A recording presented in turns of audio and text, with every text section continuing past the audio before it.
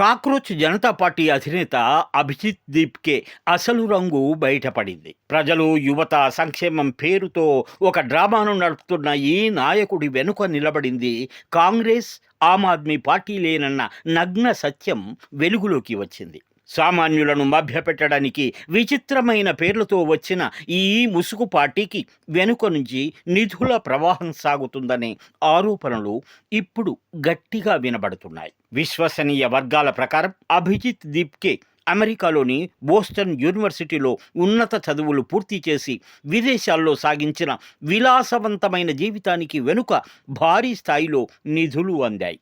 వాస్తవానికి అభిజిత్ తండ్రి ఒక రిటైర్డ్ ఉద్యోగి, చాలా సాధారణ కుటుంబం. అటువంటప్పుడు అతనికి అంతటి విలాసవంతమైన జీవితం ఎలా సాధ్యమైంది అనేది ప్రశ్న. గతంలో ఆఫ్ సోషల్ మీడియా బృందంలో ఈయన పనిచేశారు. అప్పటి నుంచి అతని దశ తిరిగింది. ఇప్పుడు కాంగ్రెస్ నాయకుల అభయహస్తంతో స్వదేశంలో అల్లర్లు సృష్టించే కుట్రలకు తెరలేపారు. ఢిల్లీలోని జంతర్ మంతర్ వద్ద నిర్వహించిన ఆందోళనల నిర్వహణకు దేశవ్యాప్తంగా ప్రచారం చేయడానికి ఆప్, కాంగ్రెస్ పార్టీలే ఆర్థిక వనరులను సమకూర్చాయనేది బహిరంగ రహస్యం. కోట్లలో ఖర్చు. అసలు ఉదాహరణలు ఇవే.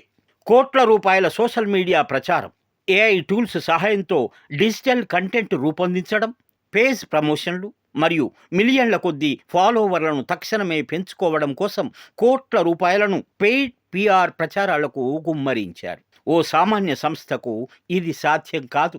Legal defence funds. వివాదాల్లో చిక్కుకున్న కాక్రోచ్ పార్టీ కోసం కాంగ్రెస్ ఎంపీ కపిల్ సిబల్ ద్వారా 1 కోటి రూపాయలు లీగల్ డిఫెన్స్ ఫండ్ ప్రకటన వచ్చింది. ఈ ప్రకటన వెనుక ఎవరున్నారో తేలికగా అర్థం చేసుకోవచ్చు.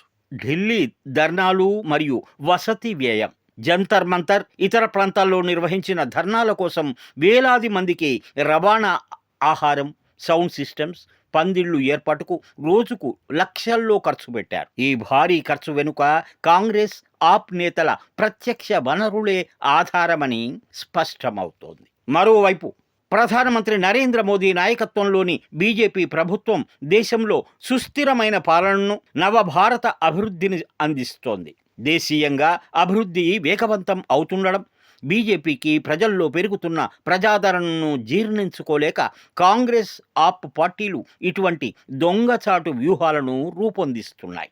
నేరుగా మోదీని ఎదుర్కొనే ధైర్యం లేక కాక్రోచ్ పార్టీని తమ స్వార్థ ప్రయోజనాల కోసం రాజకీయ ఆయుధంగా వాడుకుంటున్నాయి. ప్రజాస్వామ్యాన్ని, నిరుద్యోగ యువత భావోద్వేగాలను ఉపయోగించుకొని తమ జేబులు నింపుకోవడమే కాకుండా ప్రత్యక్షంగా దేశంలో అసంతృప్తిని రెచ్చగొట్టాలని చూస్తున్నారు. నిజానికి కాంగ్రెస్, ఆప్ల కుట్రలను ప్రజలు గమనిస్తూనే ఉన్నారు. మోదీ నాయకత్వంలో దేశం ముందుకు సాగుతుంటే ఇటువంటి కుట్రల రాజకీయాలు మోదీ ప్రజాదరణ ముందు ఎంత మాత్రం నిలబడవని విశ్లేషకులు స్పష్టం చేస్తున్నారు. జై హింద్.